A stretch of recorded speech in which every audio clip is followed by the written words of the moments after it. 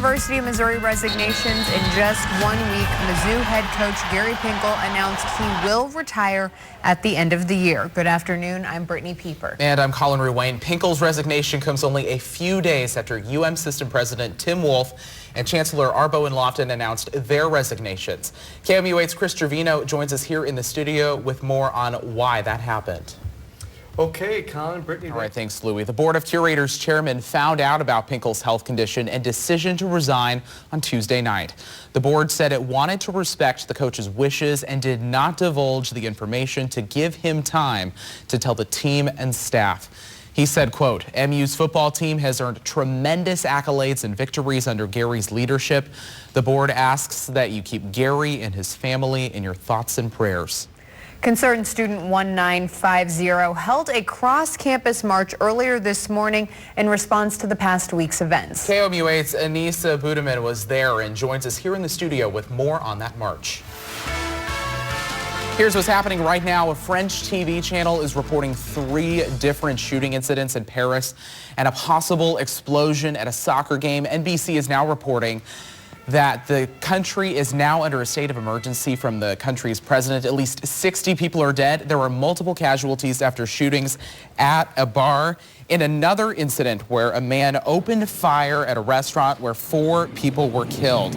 Explosions were heard from a Germany-France soccer match. Right now, it's not clear if these incidents are related. There will be much more on this story coming up tonight on the NBC Nightly News. Around 1,000 teachers from across the state were in Columbia for a teaching convention the last 2 days. Missouri State Teachers Association delegates gathered to pass new resolutions for the upcoming legislative session. KOMU-8's Jenna Middaugh joins us to break down some of those resolutions. A hot air balloon had to land on an interstate median today in Florida. Limited visibility due to fog and a low fuel level forced the balloon to land with several passengers on board. No one was injured in the emergency landing and traffic was not affected. Ground support units arrived and had the balloon removed within an hour. Fantasy sports players lined up outside the New York Attorney General's office this morning after a proposed ban on the daily fantasy sports industry. Protesters chanted and carried signs. Attorney General Eric Schneiderman claims companies like FanDuel and DraftKings are participating in forms of illegal gambling.